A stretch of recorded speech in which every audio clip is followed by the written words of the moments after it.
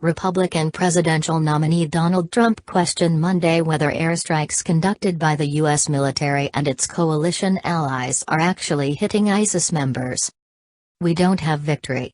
We're dropping things all over the place. Who knows what they are hitting? Who knows how many people are being killed? Who knows if they're the right people?" Trump told a veterans group, the Retired American Warriors PAC, in Herndon, Virginia. The U.S.-led counter-ISIS coalition has conducted over 15,000 airstrikes in Iraq and Syria. Trump's comments stand in stark contrast to how the U.S. military has described the air campaign. Lieutenant General Jeffrey Herndon, the commander of U.S. Air Forces in the Middle East, said last month it is the most precise air campaign in history.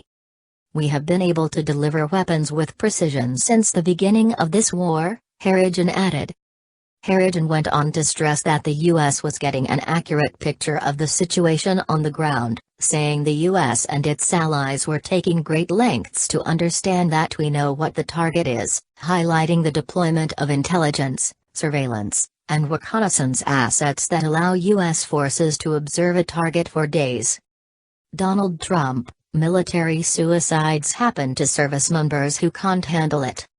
Trump's suggestion that the U.S. military might not be striking its intended targets comes as U.S. defense officials have drawn distinctions between U.S. targeting efforts and the efforts of the Russian and Syrian regime air forces.